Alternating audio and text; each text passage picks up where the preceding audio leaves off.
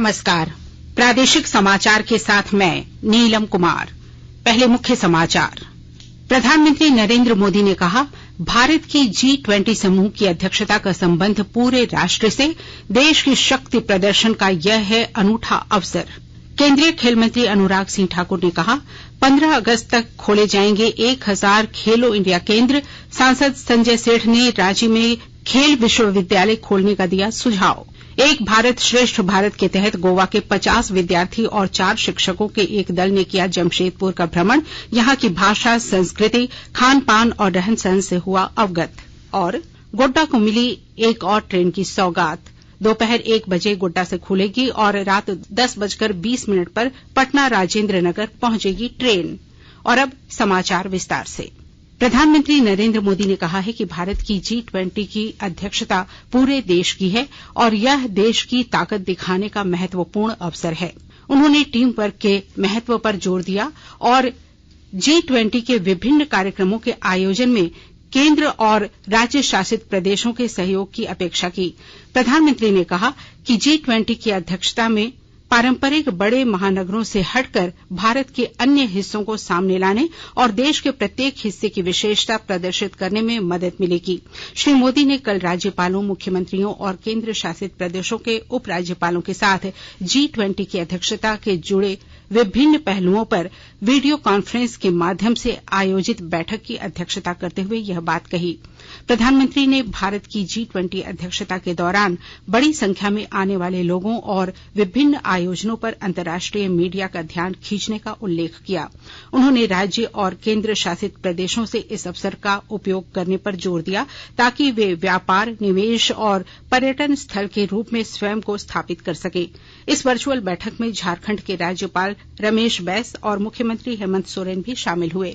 Jharkhand cabinet की बैठक 14 दिसंबर को होगी। मुख्यमंत्री हेमंत सोरेन की अध्यक्षता में होने वाली इस बैठक में कई महत्वपूर्ण निर्णय लिए जाएंगे। इस संबंध में मंत्रिमंडल सचिवालय विभाग ने आदेश जारी किया है और सभी विभागों से कैबिनेट की बैठक के लिए प्रस्ताव मांगा है। मुख्यमंत्री हेमंत सोरेन ने कहा है कि मनरेगा समेत अन्य योजनाओं के तहत हर गांव में श्रम आधारित कम से कम 5 योजना चलनी चाहिए ताकि ज्यादा से ज्यादा मानव दिवस सृजित हो सकें। इससे गांव के लोगों को उनके आसपास ही काम मिलेगा और रोजगार के लिए लोगों का पलायन नहीं होगा। मुख्यमंत्री ने कहा कि ऑनलाइन जमीन से संबंधित म्यूटेशन ससमय निष्पादित करें। किसान पाठशाला एवं स्मार्ट विलेज जैसी योजनाओं पर विशेष ध्यान दें। मुख्यमंत्री कल पलामू पुलिस लाइन स्टेडियम में गढ़वा और पलामू जिले के विकास कार्यों और योजनाओं की समीक्षा कर रहे थे। मुख्यमंत्री ने कहा कि ग्रामीण व्यवस्था की सबसे बड़ी कड़ी है पशुधन। इस व्यवस्था को पुनः स्थापित करनी है। केंद्रीय खेल मंत्री अनुराग सिंह ठाकुर ने कहा है कि देश भर में अगले वर्ष 15 अगस्त तक 1000 खेलो इंडिया केंद्र खोले जाएंगे। उन्होंने बताया कि इनमें से 733 केंद्रों को पहले ही स्वीकृति दी जा चुकी है। श्री ठाकुर खेलों को बढ़ावा देने के लिए सरकार के प्रयासों पर कल लोकसभा में चर्चा का जवाब दे रहे थे। श्री ठाकुर ने कहा कि टोक्यो ओलंपिक और टोक्यो पैरालंपिक में भारतीय खिलाड़ियों ने पहले की तुलना में बेहतर प्रदर्शन किया है। वहीं चर्चा के दौरान राज्य के सांसद संजय सेठ ने कहा कि झारखंड खिलाड़ियों की बड़ी पौधशाला रहा है। सांसद ने कहा कि कबड्डी, हॉकी, फुटबॉल, क्रिकेट सहित कई महत्वपूर्ण खेलों में झारखंड के बच्चों ने जो प्रदर्शन किया है वह हम सबको गौरवान्वित करने वाला है। सांसद ने कहा कि ऐसे राष्ट्रीय और अंतर्राष्ट्रीय स्तर के खिलाड़ी चाहे जिस राज्य में भी रहते हैं, उन सब का डेटाबेस तैयार कर उन्हें हर सुविधाएं उपलब्ध कराई जानी चाहिए। आज मानवाधिकार दिवस है। यह दिन वर्ष 1950 से प्रतिवर्ष 10 दिसंबर को मनाया जाता है।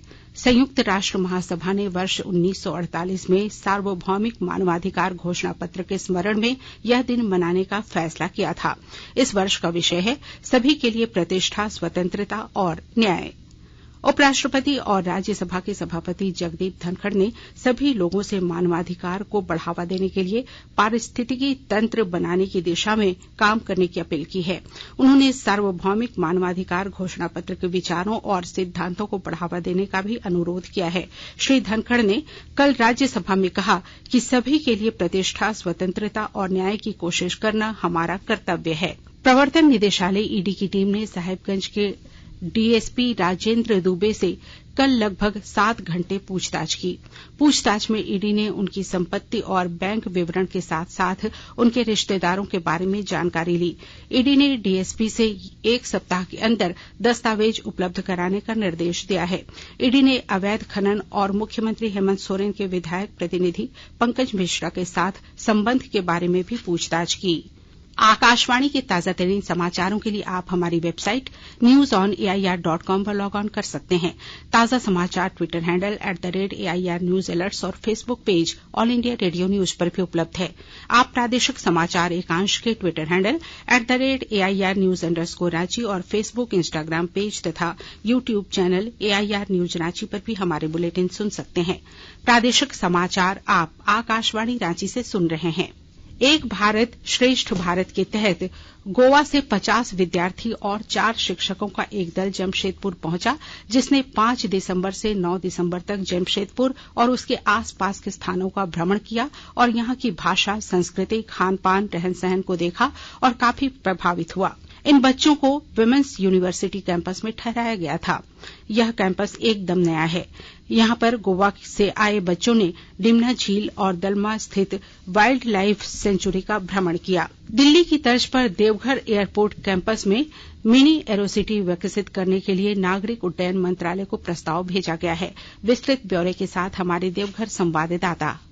दिल्ली की तर्ज पर देवघर में भी एरो सिटी का निर्माण कराया जाएगा। देवघर एयरपोर्ट कैंपस में शेष बची जमीन पर मिनी एरो सिटी डेवलप करने की योजना बनी है। एयरपोर्ट अथॉरिटी ऑफ इंडिया ने देवघर एयरपोर्ट कैंपस में मिनी एरो सिटी विकसित करने के लिए नागरिक उड्डयन मंत्रालय को प्रस्ताव भेजा है। इस प्रस्ताव के तहत मिनी एरो सिटी में होटल, मॉल, शॉप और रेस्टोरेंट से लेकर सभी अत्याधुनिक सुविधाएं मुहैया कराई जाएगी। इसमें देवघर एयरपोर्ट में काम करने वाले अधिकारी और कर्मियों के लिए क्वार्टर भी बनेगा। हाईटेक सुविधा के साथ देवघर एयरपोर्ट की व्यवस्था करने की योजना पर काम किया जा रहा है। आशीष कुमार अम्बस्ट, आकाशवाणी समाचार, देवघर।